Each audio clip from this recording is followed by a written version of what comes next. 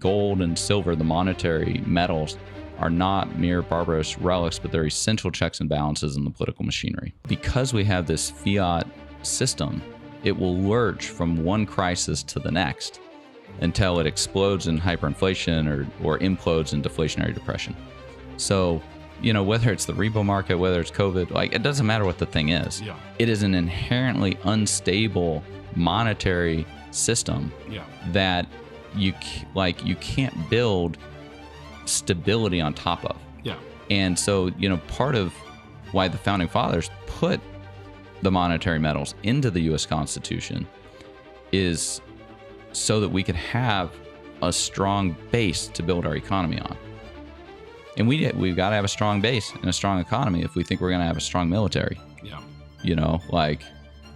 So anyways, that's kind of a little bit of the history in there. Like, it's just going to be one thing or the other thing as long as we're not using sound money. And we've learned these lessons throughout history on a regular basis, whether it's the Bank of England in 1696 and you put Isaac Newton in, or whether it's, look what we did with the continental dollar, and that's why the founding fathers put it in, or look at what Lincoln did with the greenbacks, look what Roosevelt did with revaluing gold and making it illegal, in Bretton Woods, and kind of, all the turmoil we got with all of that stuff, Charles de Gaulle sending over the warship and we're not going to give you the gold. And then Nixon closing the gold window.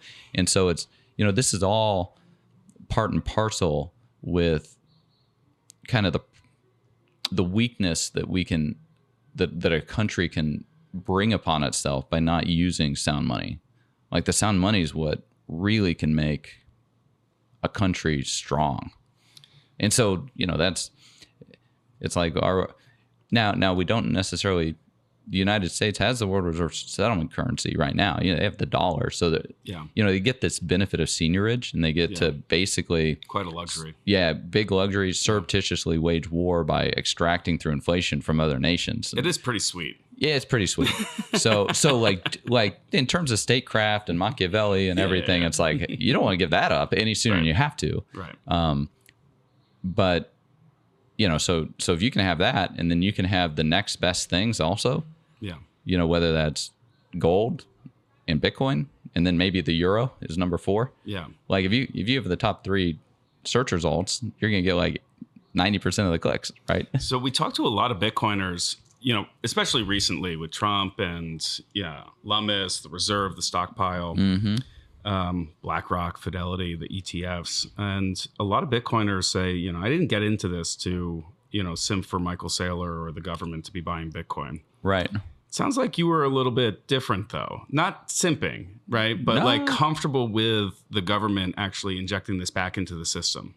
It's like a slightly different... Injecting what back into the system? Sound money. Right, getting a base. What's your view? I didn't mean to lead the witness or anything, but just to fast forward, now that we're talking about these things, whether it's a stockpile or a reserve, does that fix some of the systemic problems, like the sickness of the monetary system? Is it kind of a Band-Aid? I mean, for me, it's always been about monetary sovereignty and sound money. Yeah.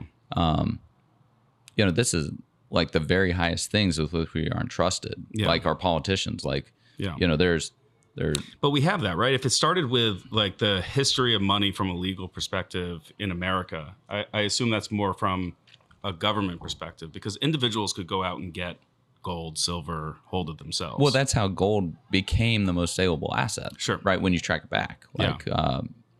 But when we're talking about the law, which, there are lots of different ways we can organize society, and the law is kind of a way that we have decided to mediate disputes that otherwise could just end up in violence. Sure. Right. And so we've decided to grant these monopolies of violence over a certain geographic region to institutions called the state. And, the anatomy of the state helps us, by Rothbard, helps us understand a little bit about the nature, the character of the people who run these things usually. Yeah. But that's where the very best of kind of political philosophy and thought came out of Europe. University of Salamanca, and then into the Netherlands and up into London. And then those people came over here. The John Locke, the individual rights, the freedom and the dignity of the individual, and the sound money and the monetary sovereignty is one of those critical tools to protect that freedom and dignity of the individual. And so, like monetary sovereignty is, one of my kind of prime purposes, but even more interior to that would be, just this Declaration of Independence, of individual rights being derived from God as opposed to being derived from the political process. It's one or the other. And if you, and that's where, the real kind of rubber meets the road, right? In terms of political philosophy, most people aren't that grounded in terms of a political philosophy. Yeah. Whether it's Republican or Democrat.